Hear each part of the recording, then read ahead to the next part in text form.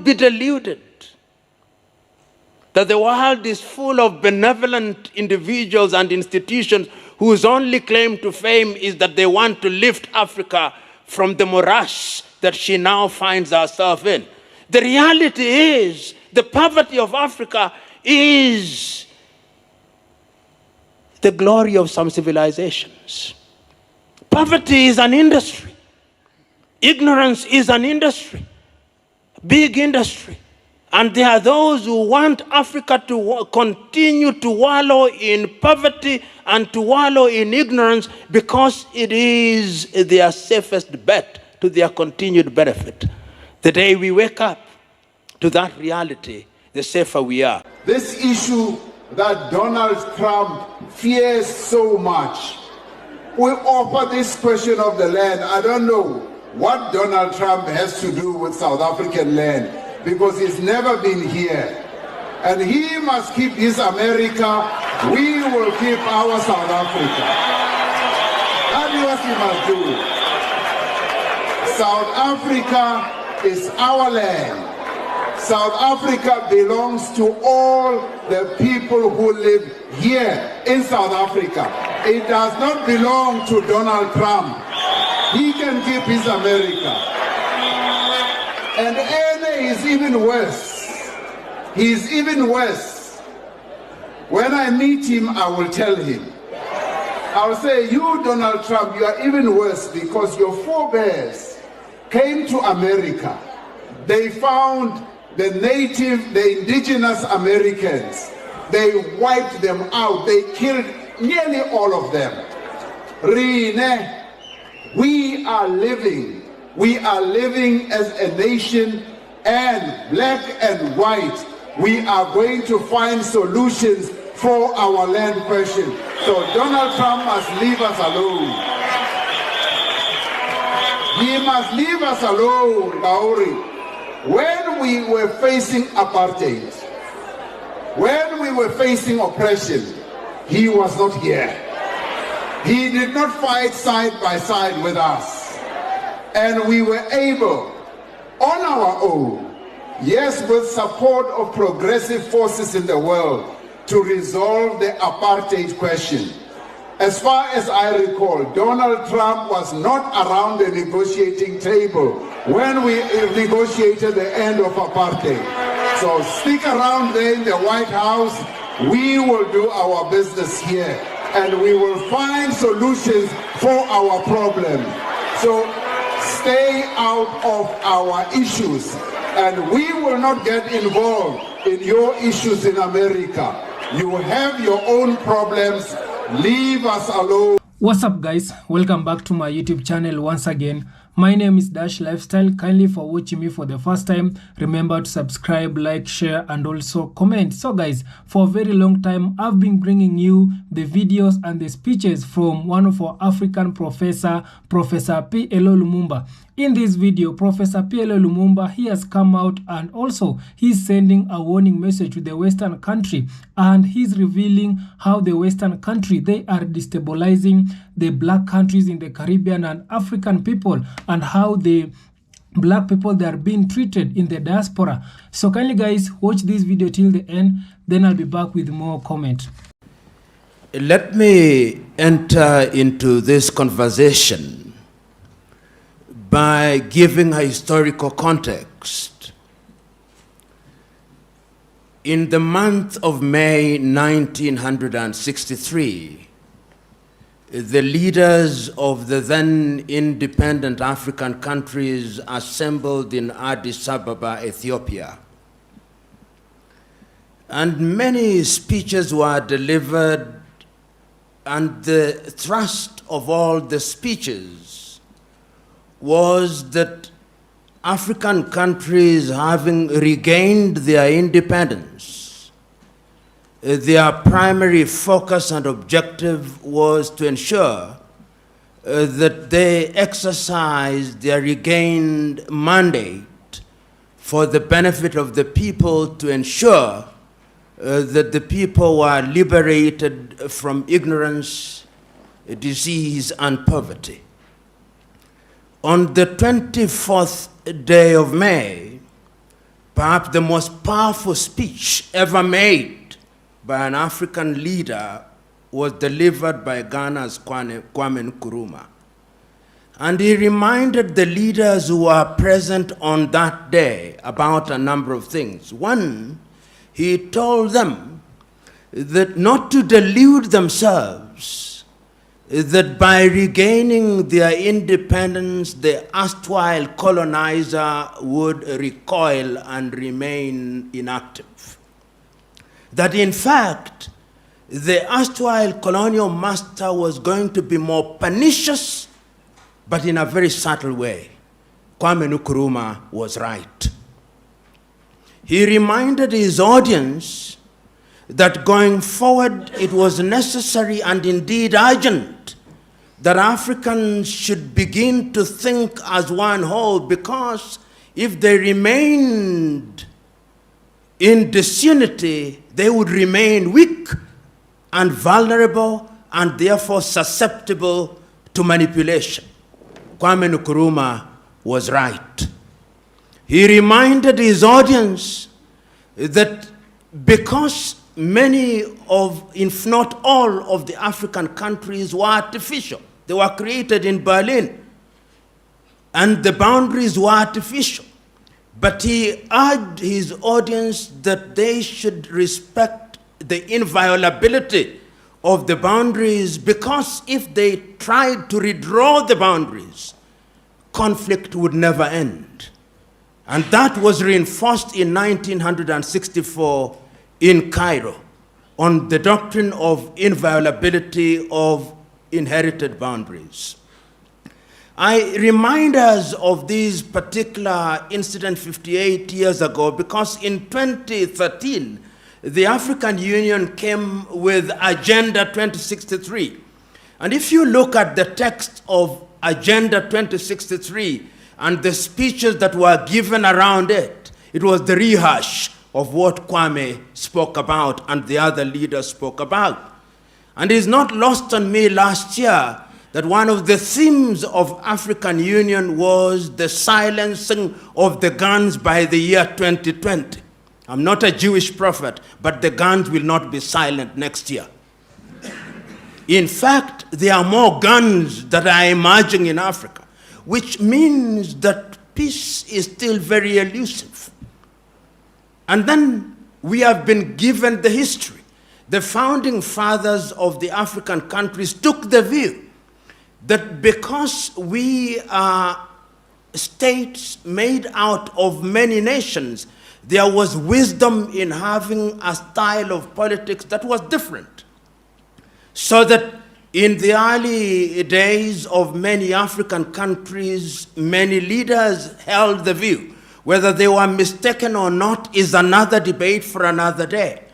But they held the view that one of the things that they had to do was to have single-party states, so that if you went to Zaire then, or Congo before it became Zaire, or Zambia, or Malawi, or Kenya, or Uganda, or Tanzania, everybody believed that in order to hold the many nationalities together, you needed a single party under whose aegis organization of state affairs would be undertaken. Mistakes were made.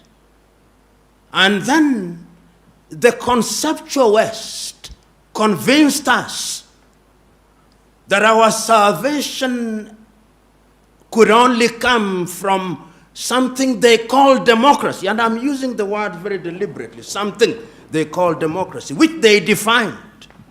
And they defined it in English, if you are colonized by the English, and they defined it in French, if you are colonized by the French, and they defined it in Portuguese, if you are colonized by the Portuguese, and they defined it in Spanish, if you are colonized by the Spaniard. We never defined it in Kinyarwanda, no.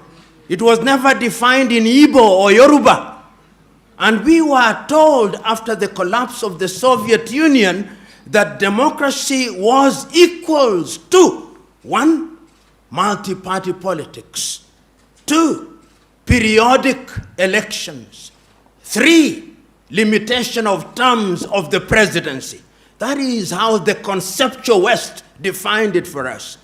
And we who have had the advantage, if it is an advantage at all, of being educated in the West, there is a sense in which our thought processes are also confined by those definitions.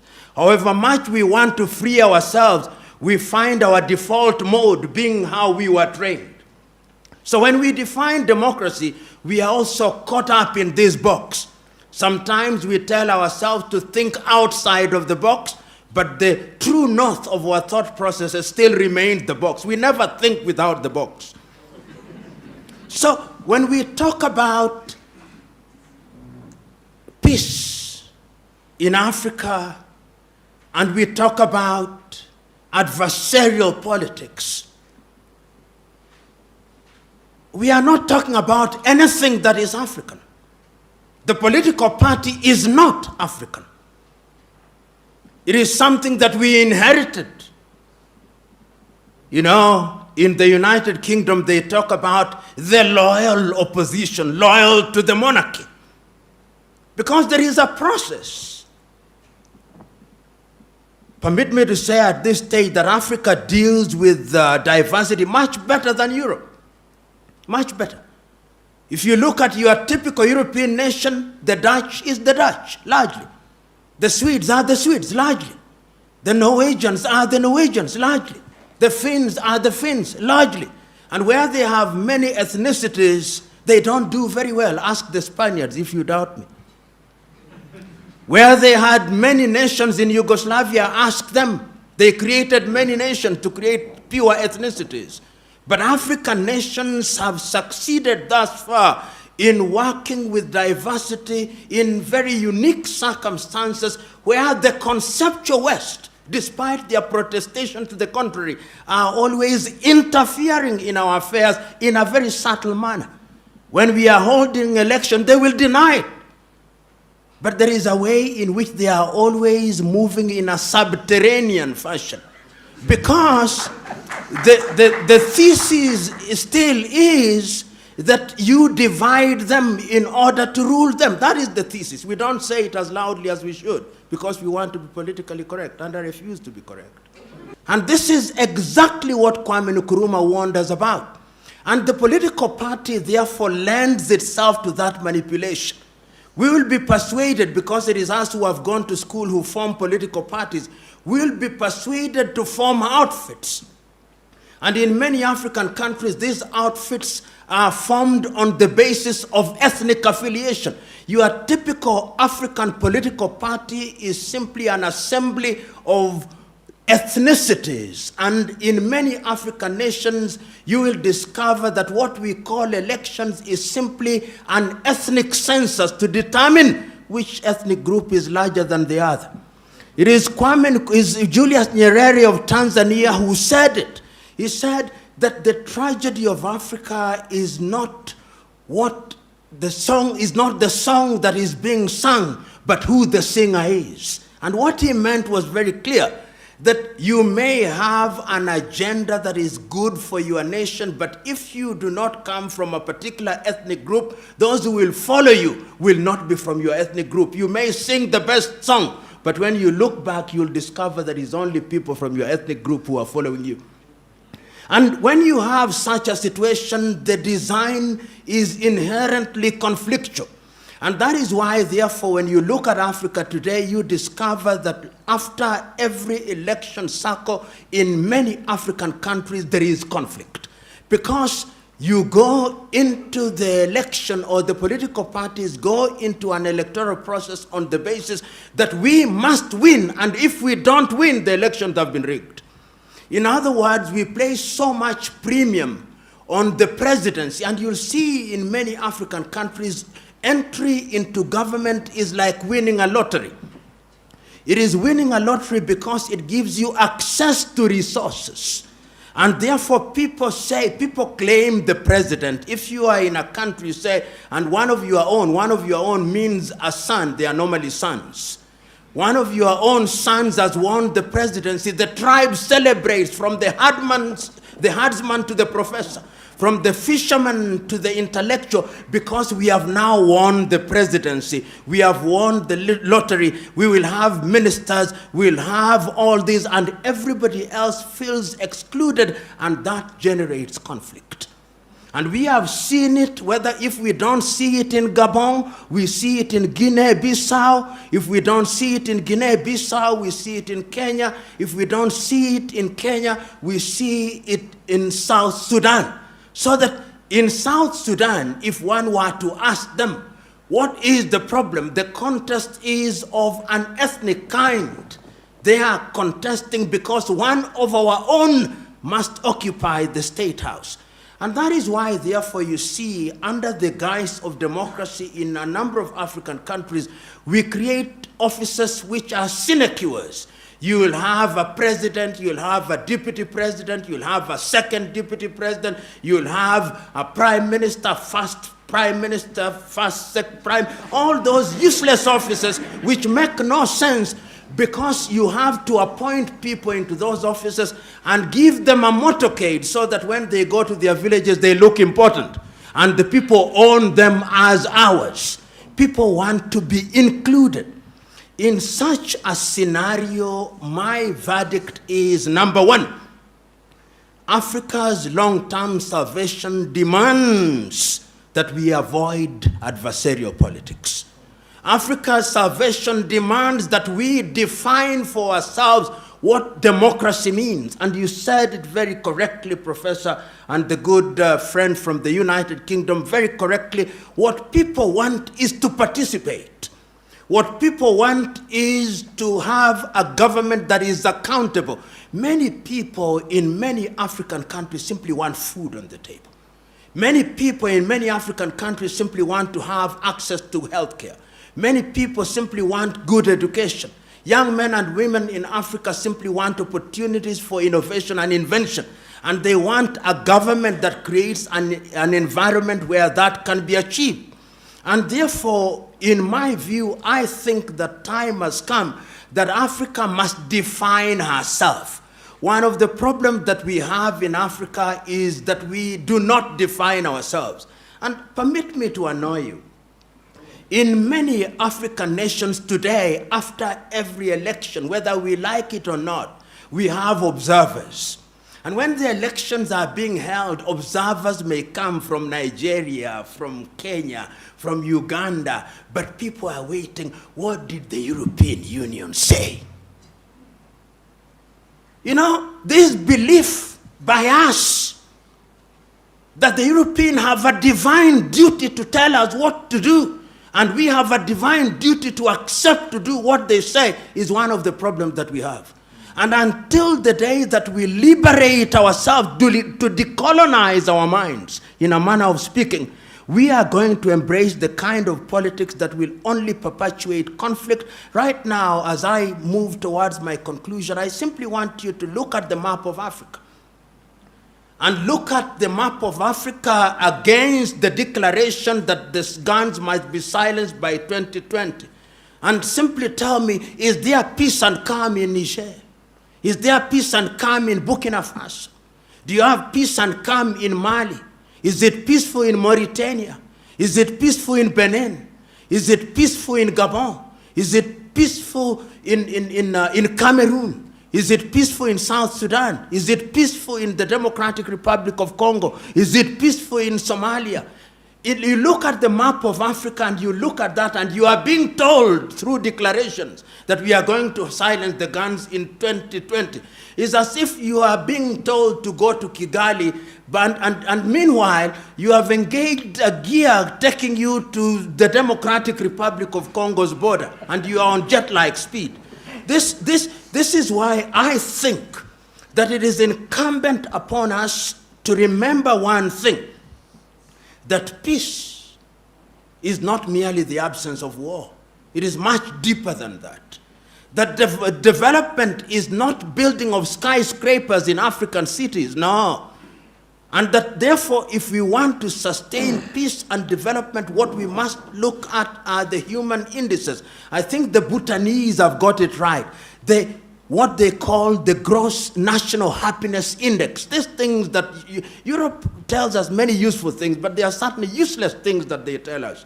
One of them is the thing called per capita income. That they take all the wealth, half of which is owned by 2 people, and then they divide it and say the per capita income is $800.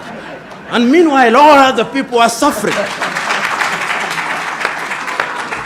I'm submitting to us that time has come that we must define what development is. I want to go to a typical Rwandese village, and beyond peace, beyond the absence of war, I want to see peace at the dinner table. I want to see peace at the hospital and the dispensary. And I'm suggesting to us that politics defines all these.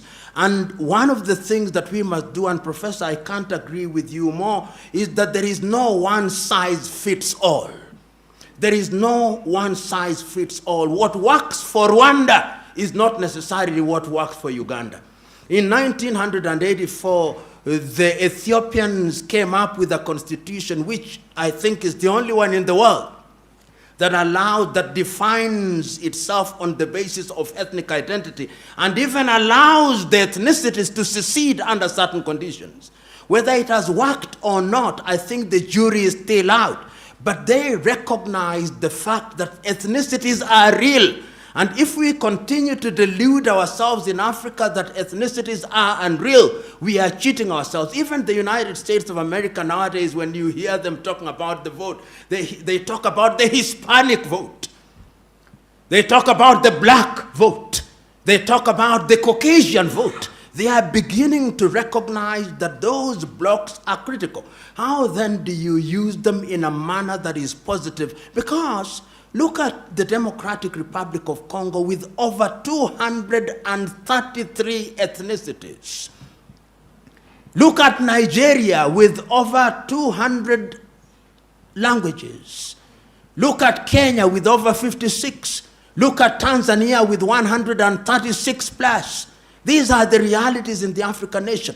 And I am convinced that going forward, number one, we need to have peace.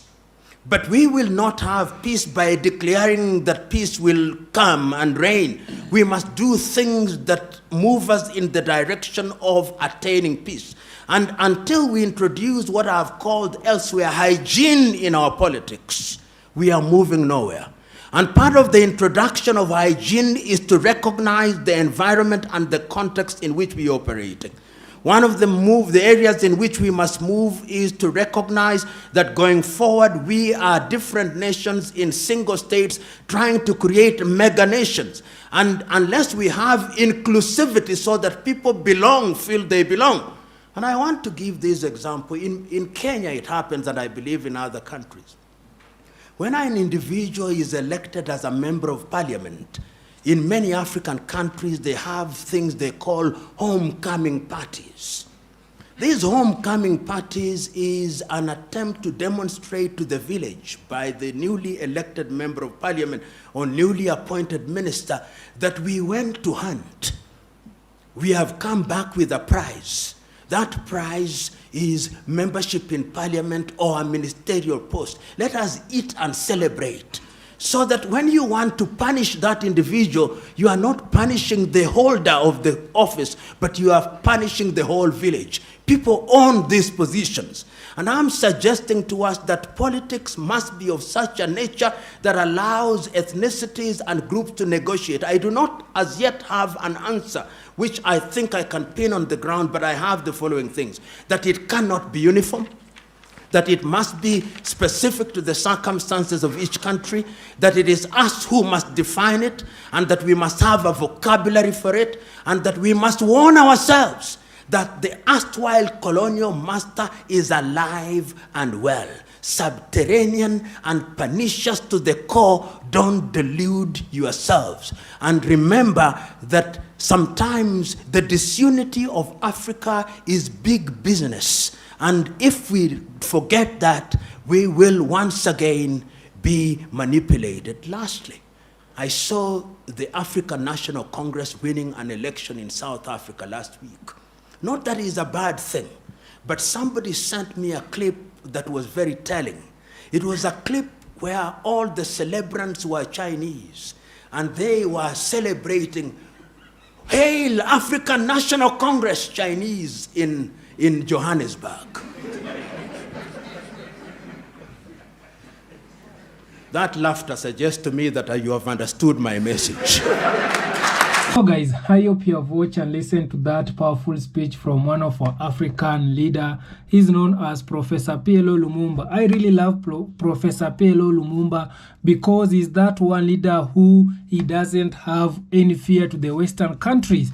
He is telling the Western country to stop exploring and destabilizing our African country, and also to treat our black people in the diaspora according to how it's supposed to be, because we are having majority of our black people in the diaspora who they are being treated very bad, who they are facing racism, whereby these people they are having less opportunity, these people they are being oppressed in the diaspora. So our Professor PLO Lumumba is coming out and telling the Western country the colonization period ended. Right now you need to respect the black people, and because of that I really love this professor.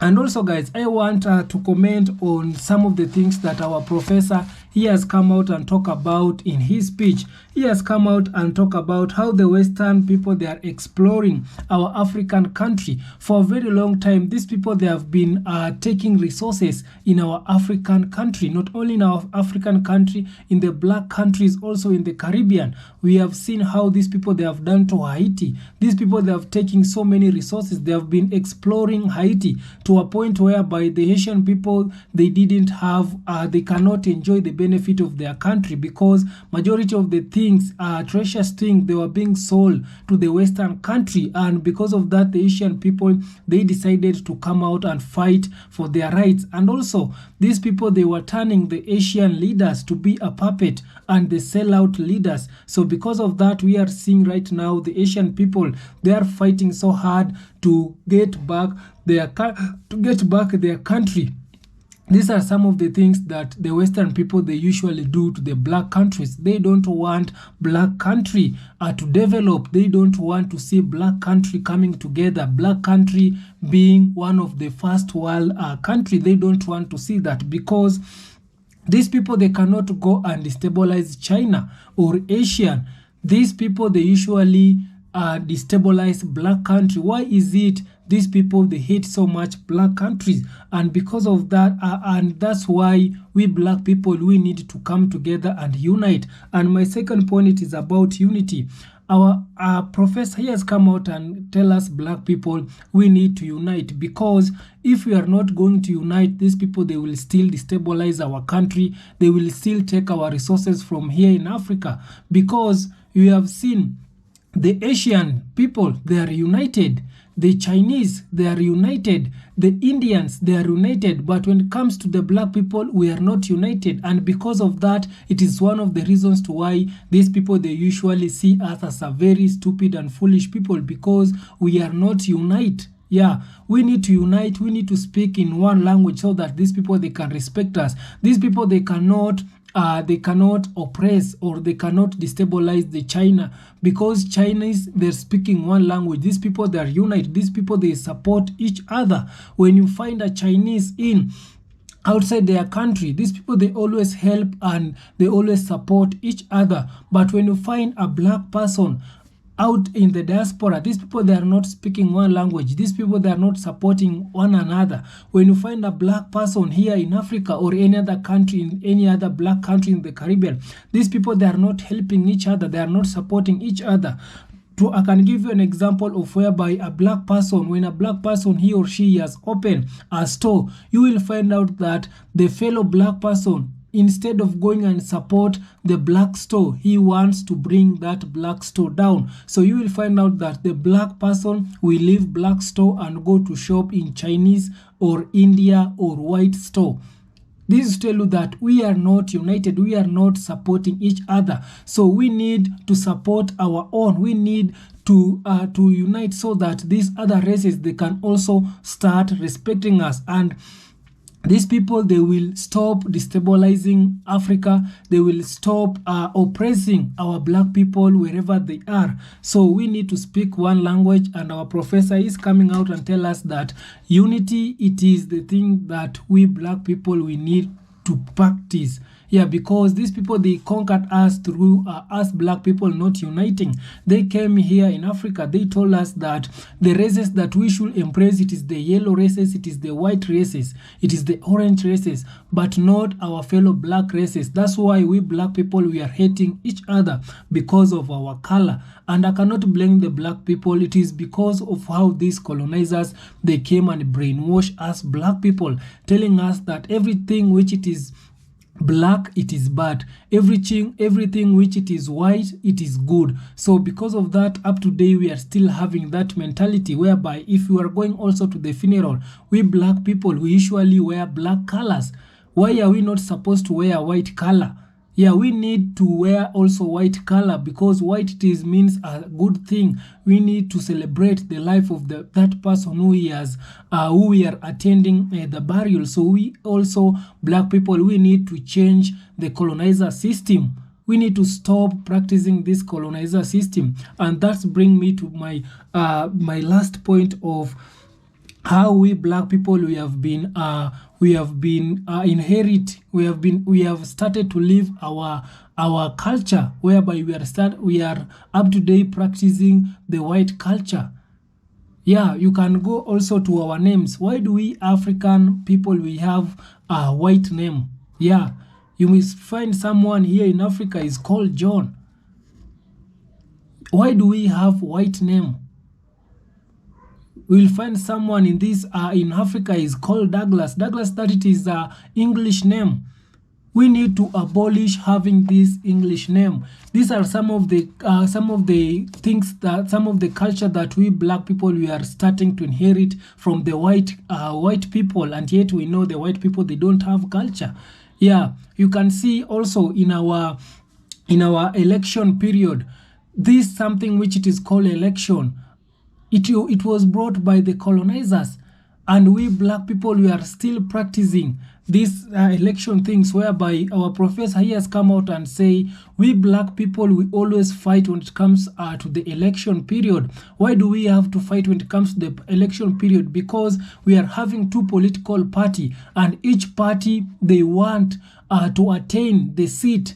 They want to get the seat. If other political party it doesn't win the seat, this other political party will start the fight, and the fight will start to the whole nation. We need to abolish this thing.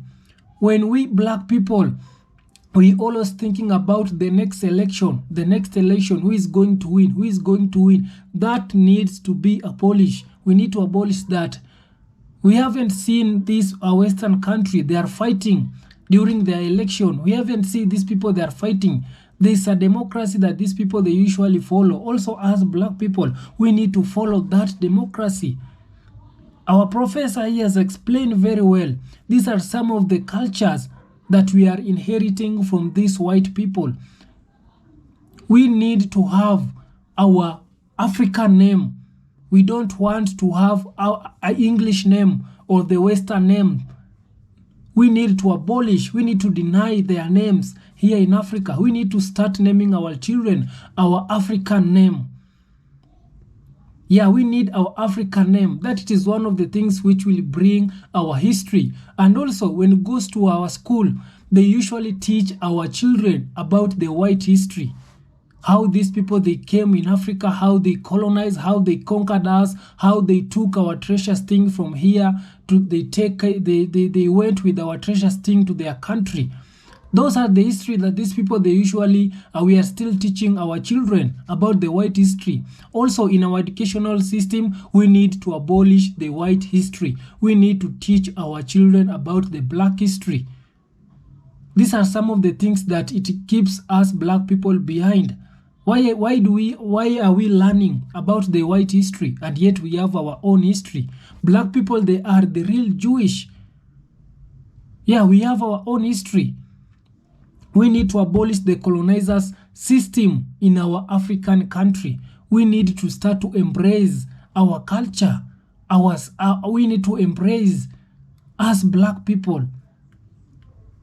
So that it is one of the things that our professor, he has come out and talk about, because for a very long time these people, they have been telling us black people, we need to follow them. They came here and say that Africa, it is the poorest country, it is the third largest country. People are dying hungry in Africa. Africa, it is not good. It is being associated with struggle. And yet, these people, they sat down during the Berlin and they divided how they are going to share Africa. Africa, it is poor because of them. Africa, it is poor because of them. They are taking our resources. They are using our resources to open more schools to their country. They are using our resources to fund their healthcare system in their country. They are using our resources to create more jobs to their children. And they are leaving Africa to be poor. And yet they are calling us poor country. We Africa, we need also to stop these resources which it is going out of our country. We need to have the leaders who will wake up. We need to wake up our leaders. I really love Ibrahim Traore, because he is that one of our youngest African leaders who exactly know what the black people they want. He has cut the relationship of the Western country. He has changed the colonizer system in his country. Even though right now he is being targeted, he has survived almost 10 assassination attempts. This is to tell you that the Western people, they don't want to see African leaders waking up. They want our African leaders to be lazy, to follow them, to be their puppet. When our African leaders, they are waking up, they are coming out with every assassination attempt to them. So I don't want to talk too much, kindly guys. Let's talk more on the comment section. And also guys, if you haven't subscribed, kindly subscribe, like this video, because when you like this video, according to the YouTube, it will recommend this video to a lot of people. Thank you so much.